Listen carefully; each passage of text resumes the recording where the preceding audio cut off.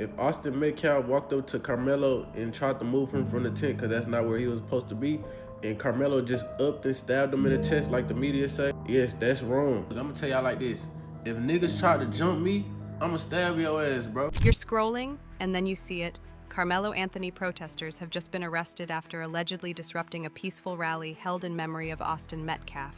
What was meant to be a moment of mourning, reflection, and calm quickly spiraled into a clash of anger, chants, and chaos, and now, multiple supporters are in police custody. It all started at a local park where Austin's friends, family, and community members had gathered to light candles, share stories, and advocate for nonviolence. The energy was somber, but united, until a wave of protesters, reportedly aligned with the Justice for Karmelo movement, showed up holding signs, chanting, and calling the entire event one-sided and media manipulated. At first, it was just noise. Then came the confrontation.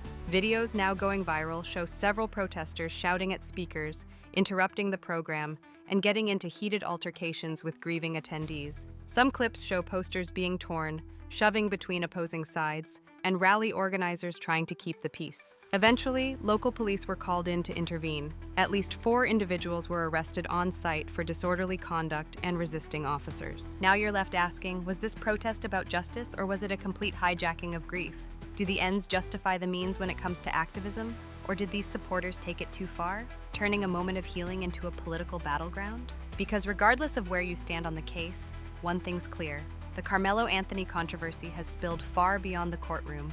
It's now tearing through communities one rally at a time, and this latest disruption may just be the most polarizing moment yet. As more footage of the incident floods social media, it's clear this wasn't some minor disagreement.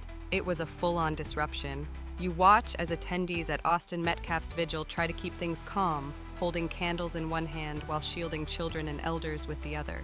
Then the chants grow louder, the shouting more aggressive, the peaceful energy completely shattered. One clip shows a woman, reportedly Austin's aunt, breaking down in tears as protesters scream over the speakers. Another angle captures someone throwing a sign into a crowd of mourners. It's no longer just a protest, it's chaos. And somewhere in the middle of it all, the original purpose of the rally fades away. You begin to realize what makes this moment so jarring. This wasn't a clash between 2 organized movements. This was a grieving community blindsided by another group demanding attention. The message may have started with justice for Karmelo, but the method? It's being viewed by many as a blatant act of disrespect. Police officials confirmed that the 4 individuals arrested were affiliated with activist pages promoting pro-Karmelo content, but they're now being investigated for possible incitement and intentional disruption of a permitted event. And so now the narrative shifts again. Was this really about justice or about hijacking headlines? Do movements lose credibility when they silence others to be heard? And when protests cross into personal grief, is it still activism or just chaos in disguise? Because in that moment, at that rally, it wasn't just about who was right, it was about who refused to listen. And that refusal may have cost far more than a couple arrests. Now the ripple effects are everywhere. From political commentators to celebrities, everyone seems to have something to say. Some are calling the protest a necessary disruption, arguing that true justice is never convenient and that uncomfortable moments force conversations. But others, they're furious. They say the Karmelo supporters didn't just disrupt a rally, they disrespected a grieving family and used someone's death as a stage for their own narrative.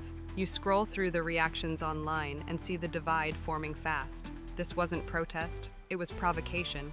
BLM used to stand for something, now it's just chaos. Both families deserve justice, but not like this. The hashtags start trending again. Even former supporters of the Justice for Karmelo movement are pulling back. Some influencers who previously reposted fundraising links or voiced support are now deleting tweets, turning off comments, or posting neutral statements like, "Violence is never the answer, prayers to both families." That kind of corporate neutrality, it's the clearest sign that the tide has turned. You start to wonder if this was the breaking point, if this rally wasn't just another moment in the saga, but the one that flipped public opinion. Because up until now, there was still a debate, still sympathy, still the possibility of a misunderstood teen, an overblown media narrative, or a family just trying to fight for their son. But now, with protesters being physically removed from a vigil and images of tearful Metcalf family members being shared across the internet, the moral high ground is shifting. And maybe that's the most damaging blow of all.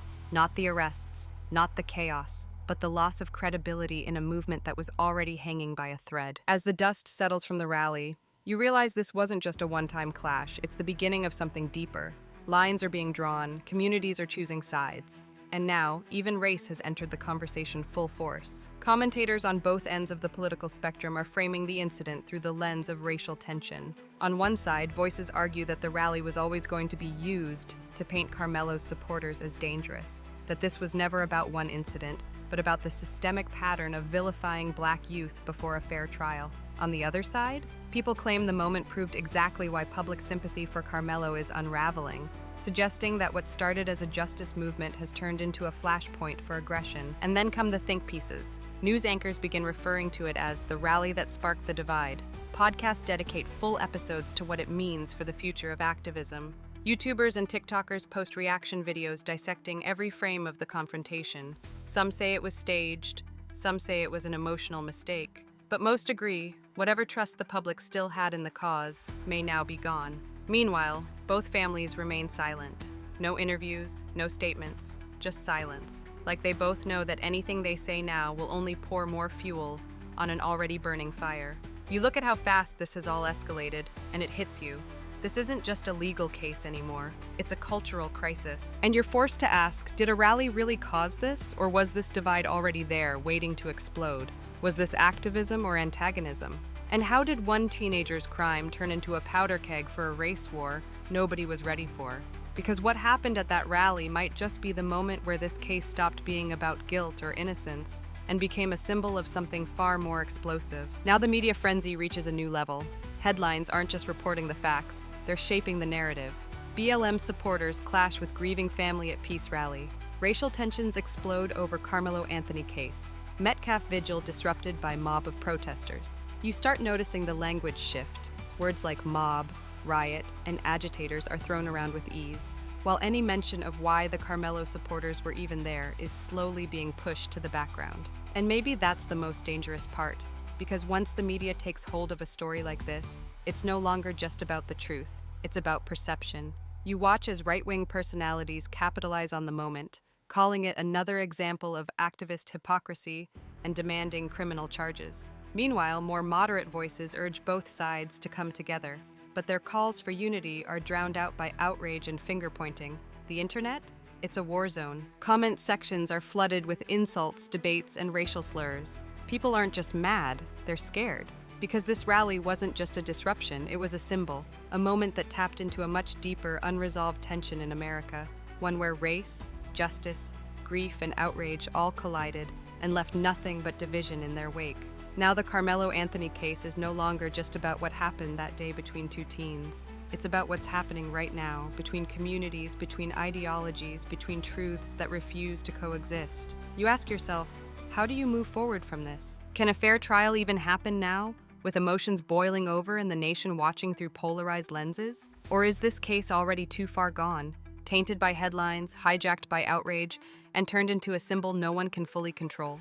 Because now, even justice feels political, and that may be the most devastating consequence of all. Then come the counter-protests. Within 48 hours of the chaos at the Metcalf vigil, another rally is announced, this time in support of Austin's family, organized by local leaders who say they're taking back the narrative. The tone? Firm but peaceful. The message? We can mourn without being silenced. But you feel the tension in the air.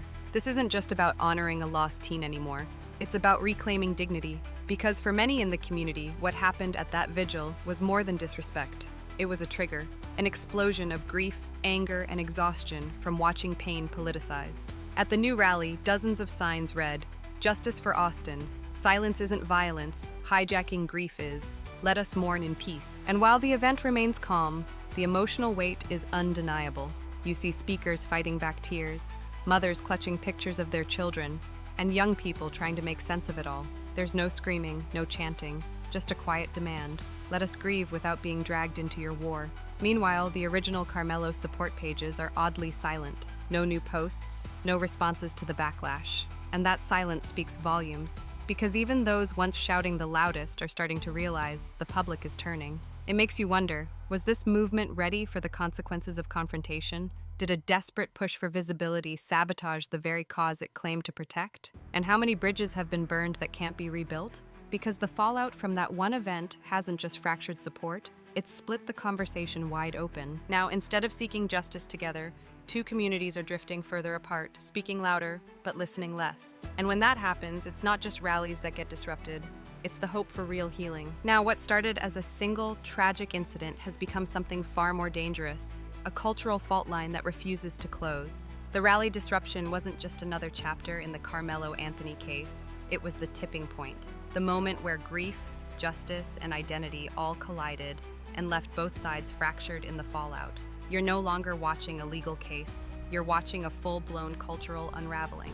A young man is still dead, another is still awaiting trial, though now, more than ever, he's being seen less as a defendant and more as a symbol. And that's the problem. Symbols get used. They get twisted, manipulated, politicized, and in the process, the actual human stories get lost. Now, every time someone mentions Karmelo's name, it's followed by fire, debates about race, justice, parenting, politics, protest etiquette, and what it means to fight for something without tearing someone else down in the process. The Metcalf family, once quietly grieving, has now been pushed into the spotlight, used as a prop by some, pitied by others, but rarely heard on their own terms. And as for the BLM-affiliated protesters, their arrests have only fueled division. Some see them as reckless, others as righteous. But either way, the focus is no longer on resolution, it's on blame. You ask yourself, is justice even possible in a country this divided? Or will every tragedy just become another battleground for narratives, with no real closure in sight? Because here's the hardest truth of all. No one won that day. A vigil was ruined, families were traumatized, and what could have been a moment of unity turned into a national headline about everything that keeps us apart. And as this case unfolds, it's no longer about what happened in the parking lot that day. It's about what's happening in America, right now, where the real war might not be about who's guilty, but about who even gets to speak without being shouted down.